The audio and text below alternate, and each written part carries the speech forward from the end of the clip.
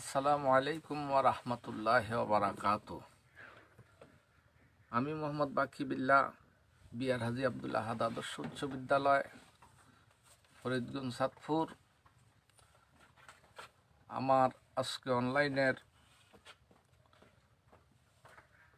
ইসলাম ও নৈতিক শিক্ষা নবম দশম শ্রেণীর পাঠ 21 চতুর্থ অধ্যায়ের আলোচ্য বিষয় হলো কর্ম বিমুখতা। প্রিয় শিক্ষার্থীরা, তোমরা যে যেখানে আছো, আশা করি সকলেই ভালো আছো। তো এই কোভিড-19 কারণে আমাদের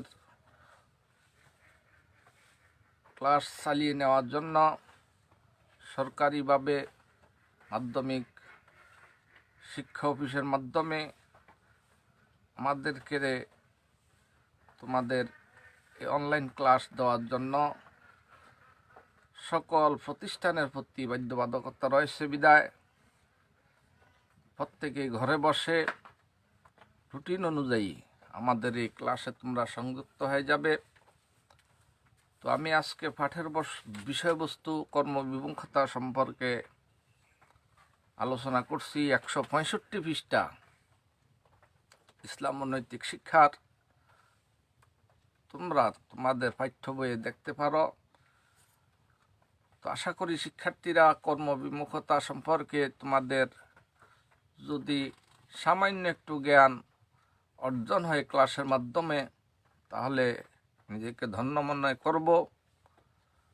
এই বিষয়বস্তু ইসলামী বা ইসলাম ও নৈতিক শিক্ষার মধ্যে এই জন্য দেওয়া হয়েছে যে আমরা দেখতেছি আজকাল অনেকেই কাজকর্ম না করে যদি চলতে পারে, কাজকর্ম না করে যদি সে অন্যায়ভাবে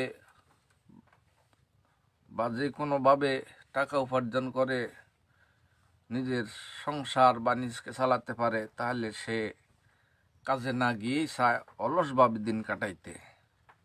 তো প্রিয় শিক্ষার্থীরা, তোমরা কর্মবিমুখতা এটার অর্থ বা কাকে কর্মবিমুখতা বলে এটা তোমরা জেনে নিবা যে কর্মবিমুখতা বলতে কাজ না করার ইচ্ছা, এটা কি বোঝায়? কাজ না করার ইচ্ছাকে কর্মবিমুখতা বলে। সামর্থ্য থাকা সত্ত্বেও কোনো কাজ না করে অলসভাবে বসে থাকাকেই কর্মবিমুখতা বলে। কোনো অক্ষম ব্যক্তি যদি কোনো কাজ করতে না পারে, তবে তা কর্মবিমুখতা নাই, এটা কর্মবিমুখতা নয়, কারণ সে অক্ষম, সে কাজ করতে পারে না। যেমন এর মধ্যে অন্ধ আছে, বধির আছে, প্রতিবন্ধীরা আছে, শারীরিক কারণে সব ধরনের কাজ করতে সামর্থ্য নয় তারা, এই জন্য তারা কর্মবিমুখতার আওতায় পড়ে না। বরং যোগ্যতা ও সামর্থ্য থাকা সত্ত্বেও অলসতা বা অন্য কোনো কারণে স্বেচ্ছায় কোনো কাজ না করে বেকার বসে থাকা, এই বেকার বসে থাকে হলো কর্মবিমুখতা।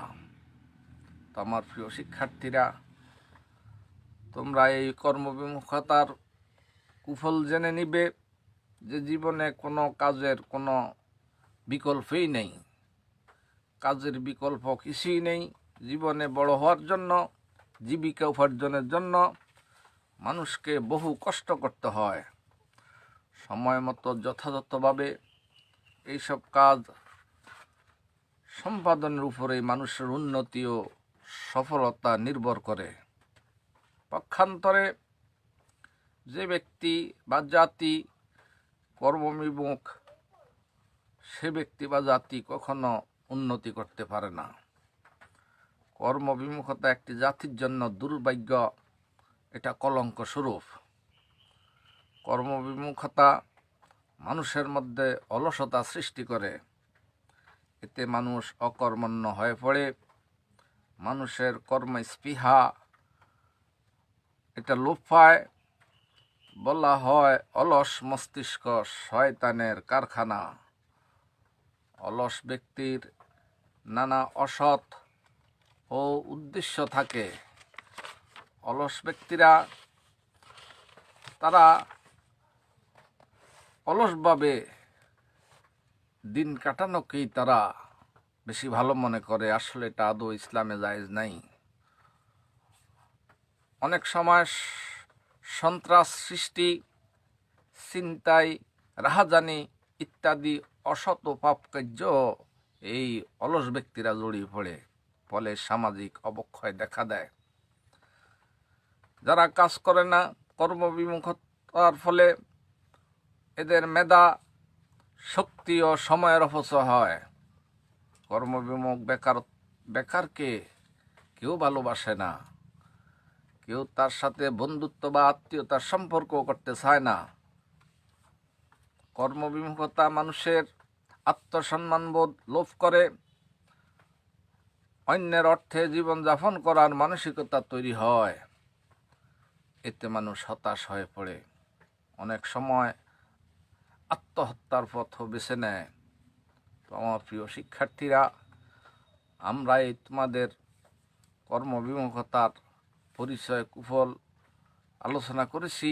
আশা করি তোমরা এই পাঠ শেষে কেউ আর কখনো অলস থাকবে না। লেখাপড়ার পাশাপাশি সময় পেলেই তোমাদের আশেপাশে, বাড়ির পাশে যে কোনো কাজ সময় পেলেই তুমি কাজ করতে পারো। বিভিন্ন ফসল বা নিজে গরু পালন, হাঁস মুরগি পালন, চাষাবাদের সাথে সংযুক্ত হতে পারো। এতে লজ্জার কিছু নেই। লেখাপড়ার পাশাপাশি বাবা মাকেও তোমরা কাজে সাহায্য করতে পারো। আমরা দেখেছি অনেক বাবা কষ্ট করে মাঠে ঘাটে, কিন্তু সন্তান রাস্তা দিয়ে সে চলাফেরা করে, তার বাবাকে একটু সাহায্য করে না। এটা আদৌ কাম্য নয়। আমার প্রিয় শিক্ষার্থীরা, কর্মবিমুখতা পরিহার করতে হবে। এই কর্মবিমুখতা পরিহারের অনেক গুরুত্ব। ইসলাম আমাদের কল্যাণের ধর্ম। মানুষের অকল্যাণ হয় এমন কোনো বিপদ, এমন কোনো বিধান বা আচার আচরণ ইসলাম সমর্থন করে না। কর্মবিমুখতা মানব জীবনে অভিশাপ স্বরূপ। ইসলামের কোনো স্থান নেই। ইসলামে মানুষকে কাজ করার জন্য উৎসাহ দেওয়া হয়েছে। আল্লাহ তাআলা ইবাদত পালনের ফরফরেই কর্মক্ষেত্রে ছড়িয়ে পড়ার নির্দেশ দিয়েছেন। মহান আল্লাহ তাআলা সূরা আল জুমা 10 নম্বর আয়াতে বলেছেন, বিসমিল্লাহির রহমানির রহিম, ফাইজা কুদিয়াতিস সালাতু ফান্তাশিরু ফিল আরদি ওয়াবতাগু মিন ফাদলিল্লাহ। অর্থাৎ, হে আমার বান্দারা, তোমরা যখনই সালাত সমাপ্ত করবে, তারপরে তোমরা পৃথিবীতে ছড়িয়ে ছিটিয়ে আল্লাহর অনুগ্রহ তালাশ করবে, সন্ধান করবে। আল্লাহ তাআলা শুধু ইবাদতের কথা বলেননি, পাশাপাশি জীবিকার জন্য কর্মের তাগিদও দিয়েছেন। হাদিস শরীফে জীবিকা অর্জনের জন্য কাজকে ফরজ ঘোষণা করা হয়েছে। মহানবী সাল্লাল্লাহু আলাইহি সাল্লাম বলেছেন, তলাবু কাসবিল হালাল ফারিদাতুম বাদাল ফারিদা। হালাল উপায়ে জীবিকা অন্বেষণ করা ফরজের পর আরেকটি ফরজ কাজ। আমার প্রিয় নবী সাল্লাল্লাহু আলাইহি সাল্লাম নিজ হাতে কাজ করতেন। তিনি কাউকে কোনোদিন কাজের হুকুম দিয়ে কাজ করাননি, কারো সাহায্য নিতে চাননি। হযরতে আনাস রাদিয়াল্লাহু তাআলা আনহু বলেন, আমি 10টি বছর প্রিয় নবীর সান্নিধ্যে ছিলাম। একদিনও নবী কিছু আমাকে অর্ডার করেননি, কিছু করার নির্দেশ দেননি। নবী কারো মাধ্যমে নিজ অবসর থেকে অলস হয়ে বসে থাকবে, অন্যরা কাজ করবে, এটা পছন্দ করতেন না। সুতরাং এই জন্য বলেছেন, হালাল জীবিকা অর্জন অন্বেষণ করা এটা ফরজের পর আরেকটি ফরজ। বাইহাকি শরীফের হাদিস।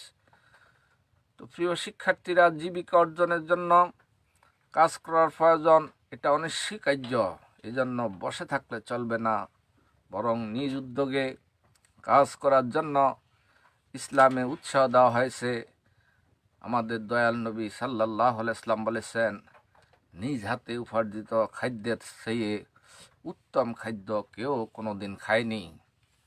অর্থাৎ তুমি উপার্জন করে শুধুমাত্র সামান্য ডাল ভাত খেলো, এটা তোমার কাছে অনেক তৃপ্তিকর, অনেক সুস্বাদু। অন্যায়ভাবে ফলাও কোরমা চেয়ে শুধু নিজে লবণ ভাত খেয়ে থাকলো, এটার মধ্যে শান্তি রয়েছে। তো আমার প্রিয় শিক্ষার্থীরা, ইসলামে কর্মবিমুখতার কোনো সুযোগ নেই, বরং জীবিকা অর্জনের জন্য যে কোনো হালাল কাজে বা হালাল শ্রমকেই উৎসাহিত করা হয়েছে। নবী রাসূলগণের জীবনী পড়লে আমরা দেখতে পাই যে তারা জীবিকা অর্জনের জন্য নানা কাজ করেছেন। হযরত আদম আলাইহিস সালাম তিনি পৃথিবীতে প্রথম কৃষিকাজ শুরু করেছিলেন। হযরতে দাউদ আলাইহিস সালাম তিনি কামারের কাজ করতেন। আমাদের নবী সাল্লাল্লাহু আলাইহি সাল্লাম ব্যবসা করেছেন। জীবিকার প্রয়োজনে তারা ছাগলও চড়াইছেন। সুতরাং কোনো শ্রমে ছোট নয়। হযরত ওমর রাদিয়াল্লাহু তাআলা আনহু বলেছেন, তোমাদেরকেও যেন জীবিকা উপার্জনের চেষ্টায় নিরুৎসাহিত হয়ে বসে না থাকে। আমাদের অনেককে লেখাপড়া শেষ করে বেকার বসে থাকতে দেখা যায়। এরূপ বেকারত্ব ঠিক নয়, বরং যার যার সামর্থ্য অনুযায়ী আমরা প্রত্যেকেই কাজ করব, কাজ করা দরকার। এতে শরীর ভালো থাকবে, মন থাকবে, আল্লাহ তাআলা খুশি হবেন এবং আমাদের সমাজ, দেশ, জাতি সুন্দরভাবে পরিচালিত হবে। কেউ কার উপর নির্ভরশীল থাকব না।